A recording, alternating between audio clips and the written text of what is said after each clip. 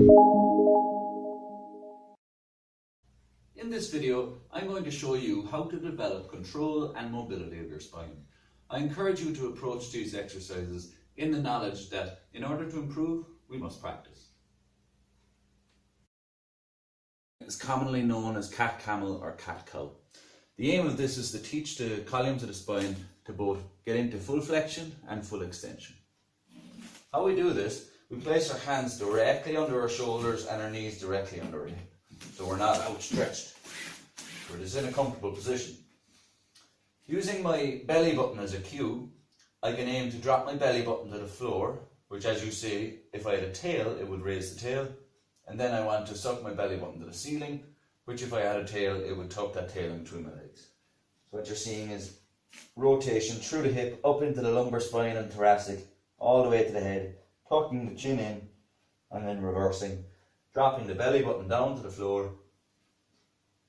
You start to open up through the chest and the shoulders as you raise your chin.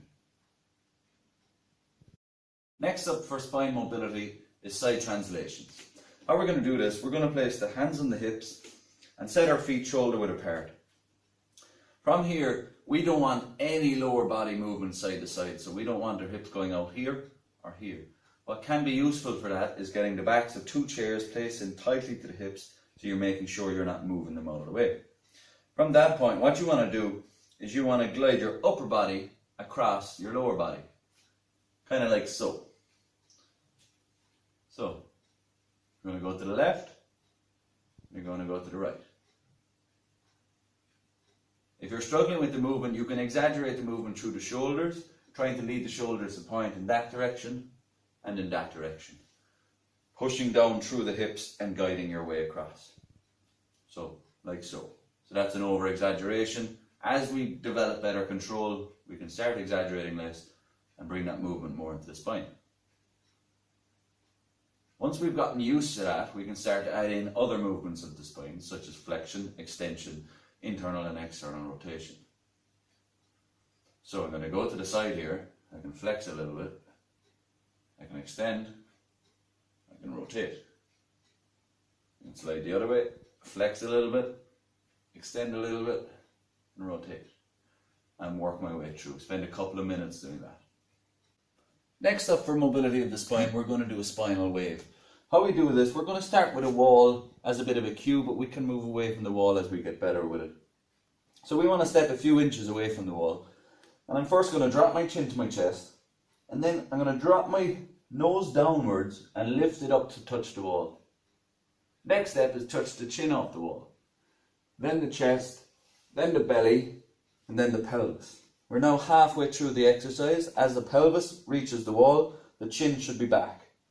So, as I bring my pelvis backwards, I'm going to repeat the process through the front. So I'm going to drop my chin down, get my nose to touch the wall, chin to touch the wall, chest to touch the wall, belly off the wall, pelvis off the wall. And then I keep going. Eventually moving away from the wall when you have the movement down. This next exercise involves using our diaphragmatic breath in order to help the muscles of our spine and our abdomen relax as we move. How we do this is we fully relax our shoulders and place two hands on the belly. As we breathe in, we want to push our hands out away from us, so we're filling up our belly. This can be quite counterintuitive, as a lot of us have been taught to breathe lifting our chest up to the ceiling and tucking in our belly as we inhale. We want to reverse that by relaxing our chest and push out our belly as we inhale, like so. The next step is the exhale. Now all we want to do for that exhale is just let it go.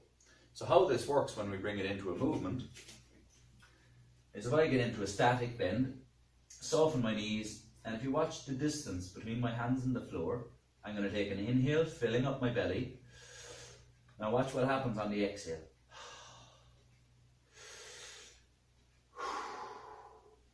If you feel you can't go any further, you can start to add in swaying side to side, or reach to one side for a couple of breaths, and reach to the other side for a couple of breaths. Another way to analogize this is if you make a really tight fist with one hand and grab the wrist and try to move that fist around whilst keeping it tight. You might notice it clicking and clunking and not moving very comfortably. Well, if you relax the fist and move it around, it moves much easier. The spine works in the exact same way. As the vertebrae are coming from the top down, we want to release all the compression from the muscles coming out from the side so that each joint has more space to be able to bend and move more efficiently. If you're struggling to relax the shoulders and push out the belly as you breathe in, try this next exercise for a couple of minutes every night before you go to sleep. How we do it is we get 3 to 4 pillows and we place them under our bum.